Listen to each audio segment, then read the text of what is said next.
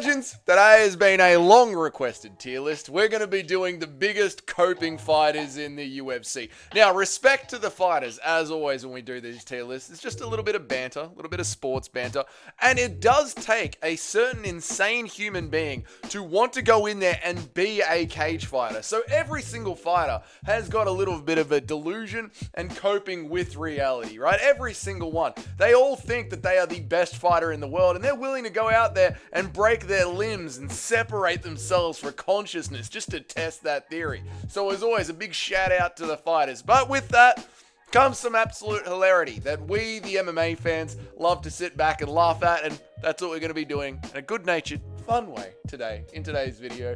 These are some of the fighters with the biggest copes in the UFC. Now, Nate the Bloody Train. I'm going to be putting Nate the Train all the way down in F tier. Nate the Train, there is no coping for Nate the Train. Nate the Train is one of the most realist fighters in the world. That's why I'm choosing Nate the Train to be all the way down in the F tier. S tier is going to be the fighters that cope the absolute most. F tier is going to be a fighter that doesn't cope at all. Nate the Train is as real as it bloody gets, mate. He knows when he's in the UFC, and he's happy to celebrate it. Nate the Train finally in the UFC, baby. Yeah. As well as that, Nate is like, if I ain't losing, I'm probably gonna win. I mean, that's just facts. There's nothing but facts coming out of Nate the Train. I wish all MMA fighters had a grip on reality the way that Nate the Train does, brother. Next one up is Jamal Hill. That's right, Jamal Hill. This guy, people say Jamal Hill is like one of the saltiest, copious fighters in the UFC. But I do think the character, like when he's going online and he's like, mate, you got caught. I got caught. You got dominated. Alex Pereira dominated you, Khalil Roundtree. I just got caught by Alex Pereira. 2024 was a big year of coping for Jamal Hill, but I think he was doing it just to do anything he could to get himself a rematch with big Alex Pereira. Because after he had that Yuri fight, and Yuri Prohaska beat the living piss out of him, and he did, him and Yuri went out for beers afterward. Like, I don't think Jamal Hill copes that much. And now, every single time Jamal Hill goes to a press conference, all the fans are booing him and laughing at him. He's like, what have you done with your life?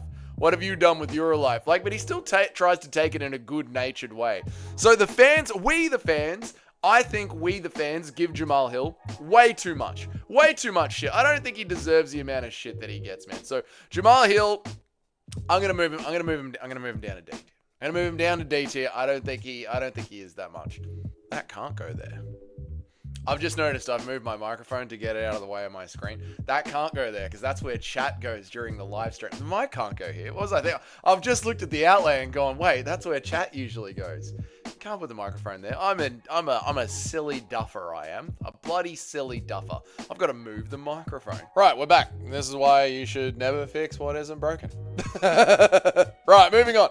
Next one up, and to the cope list. Now, someone who is a serious case of hard cope is the live chat's absolutely favorite fighter, Yair bloody Rodriguez. His entire career is a cope. If you need a full breakdown about why this guy's entire career is a cope, check out yesterday's video. That's probably why I'm chucking him on here, because he's so fresh on the mind.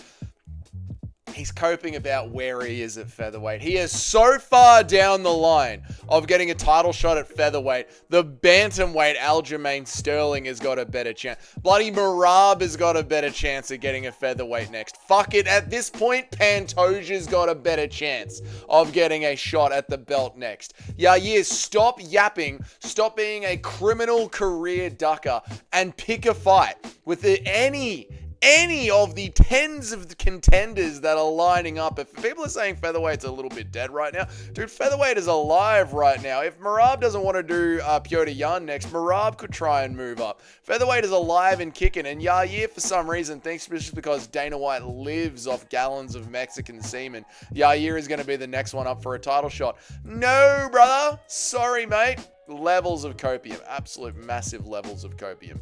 Next one up is good old Conor McGregor. Where is my photo? Where is it? Next one up is good old Conor McGregor.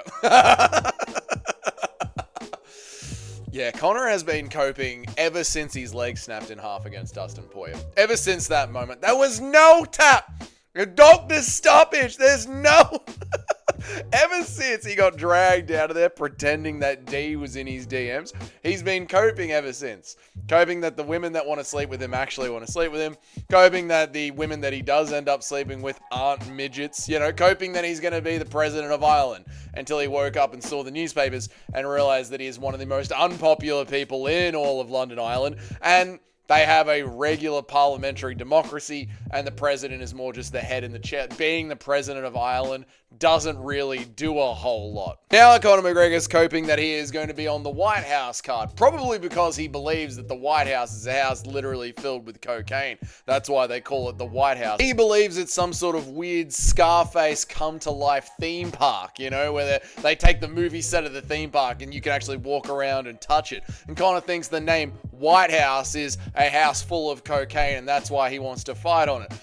Conor's been coping since his leg snapped in half, and I quite frankly don't blame him. If I had $100 million in the bank and looked down and saw my leg lying in multiple pieces, I would probably spiral into insanity as well. So Scarface McGregor has gone right there next to Yair Rodriguez. There's a lot of cope coming from Conor McGregor these days, but hey, maybe he will get on the White House card. Maybe he will snort his way all the way to the presidency. Who knows? Next one up is Ian Garry.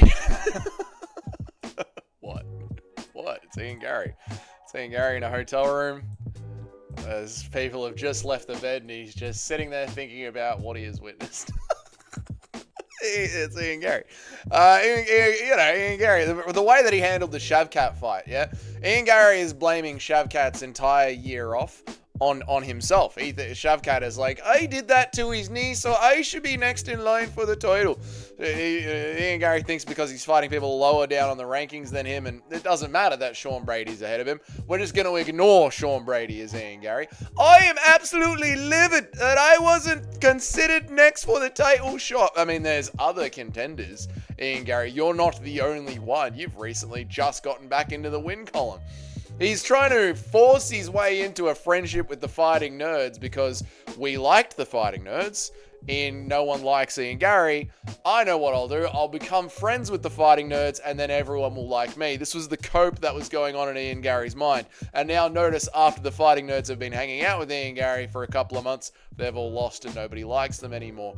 I don't think that's my fault. Layla, how come nobody will ever be my friend? I know, Ian, it's not easy for you, mate. Yeah, Ian's coping about the status of his career right now.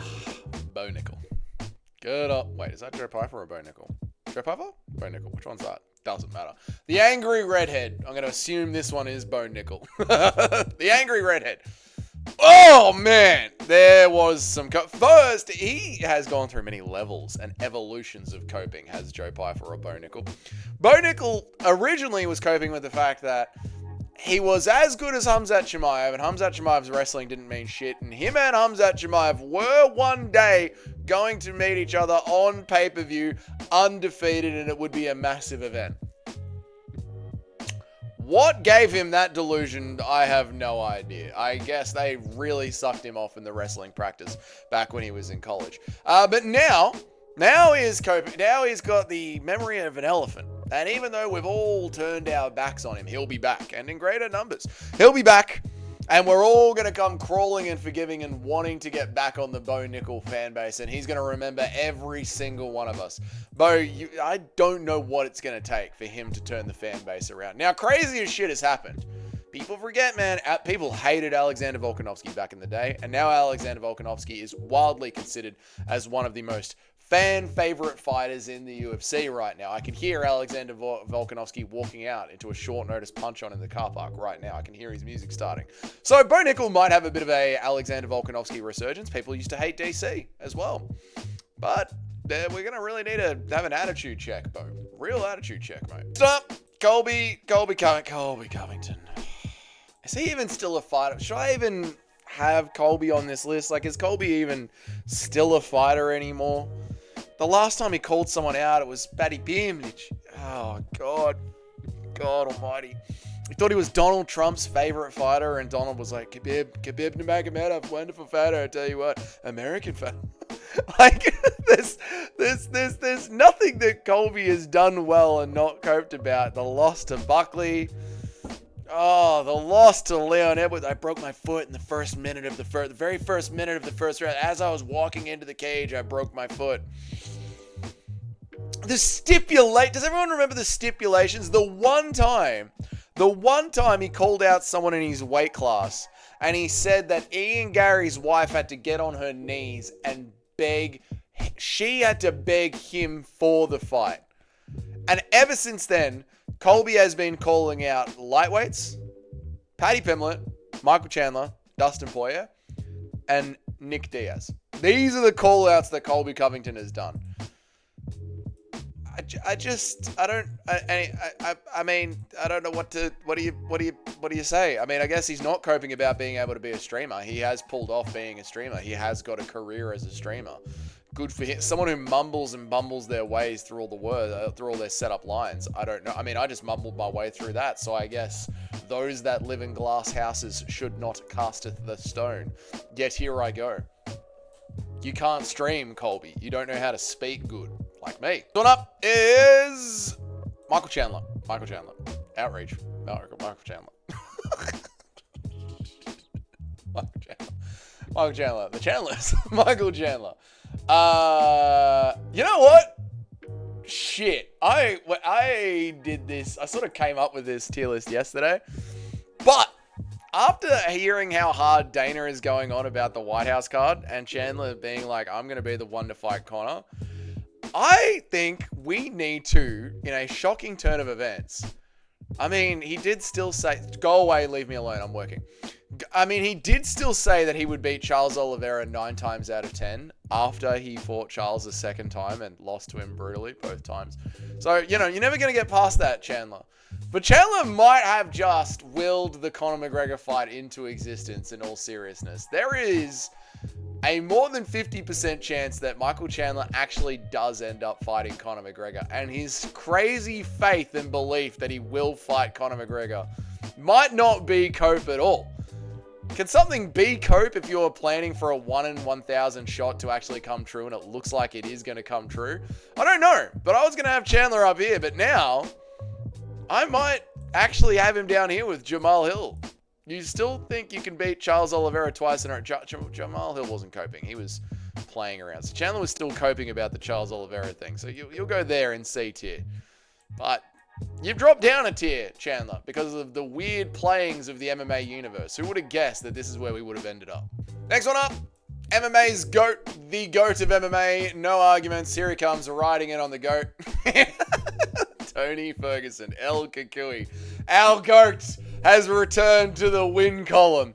He never, ever spoke a lie. He always said he was a few fights away from a title shot. He held on to that belief.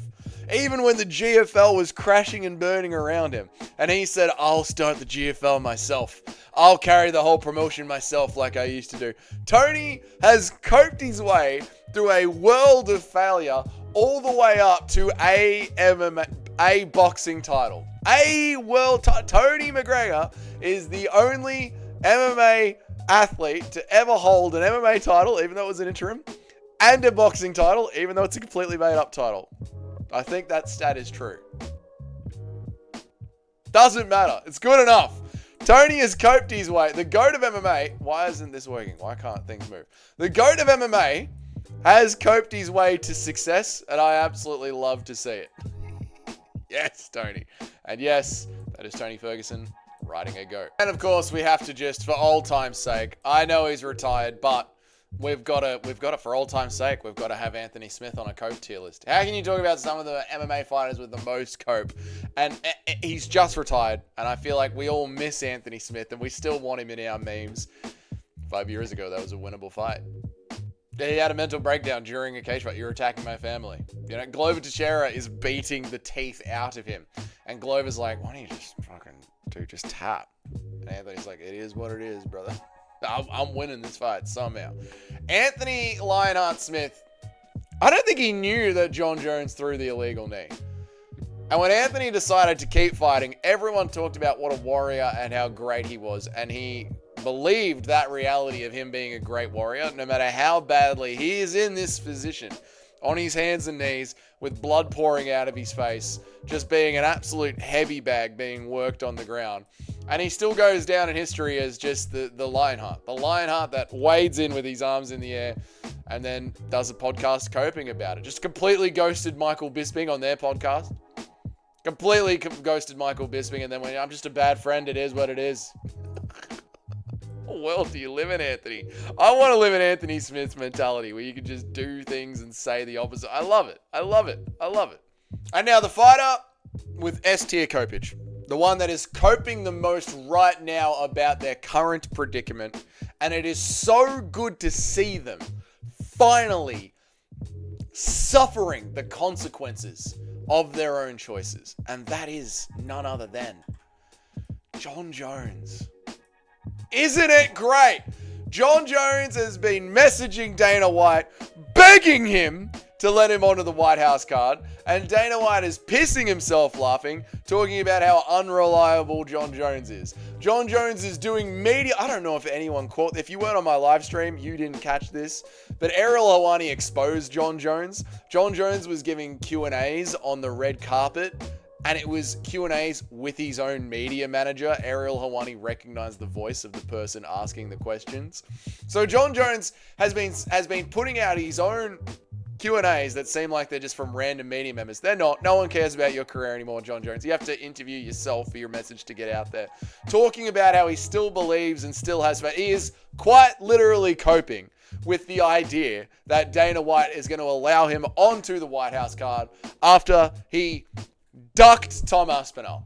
After he ducked Tom Aspinall, acted like he didn't duck Tom Aspinall, acted like Aspinall hasn't achieved enough, being the interim champion of the division that Jon Jones was the champion over, the defending interim champion, coping about having to fight Tom Aspinall, coping about nobody caring about him being kicked out of retiring from the UFC, coping about the fact that no one cares and no one wants to ask him questions anymore, coping about the fact that Dana White isn't going to invite him on the White House card and there's still a 1 in a billion chance. So you're saying there's a chance. He's coping himself all the way into madness, and I quite frankly, I couldn't be happier. I couldn't be happier. I really couldn't. And this is one of those tier lists that we're going to continue to build out on the live stream. I think we'll bring this up during the next UFC. We'll bring this up during UFC Perth, Australia, during the downtimes. We'll bring up a live stream during that card. We'll bring up a tier list during that card. And we'll fill out the coping fighters tier list together during that card. We haven't done a tier list on the live in like a few weeks. We gotta up the tier list. But that's it. That's a good one to get the conversation started. Let me know what you think about that down there, guys. If this is your first time here, g'day and welcome. My name is Dougie, and I make an MMA video all the bloody time. Just look at them. Click on the channel. Have a look. There's so many all the time. And I go live all the time as well. If you want to know when a new video drops, you want to know when I go live, hit that notification bell and the subscription button down there. If you're one of the bloody legends of the channel, commenting, subscribing, even just commenting on the videos, you know what I mean? Big Mike, bloody legend of the channel. Buying memberships, gifting memberships, all that good stuff. Your names are up on the membership slide. And in the live streams, we have a little competition. We have a Tapology group where we all make picks, and whoever's got the top 10 best picks, they're on the Dougie's Corner rankings. That's what the rankings leaderboard is at the end of this video as well. Thank you guys so much. Enjoy yourselves. Enjoy yourself. Enjoy, not too much. All right, if you're at home alone by yourself, not too much. Do something productive. Okay, don't enjoy yourself too much, but enjoy yourself just enough to be productive. And I'll see you guys in the next video. Goodbye.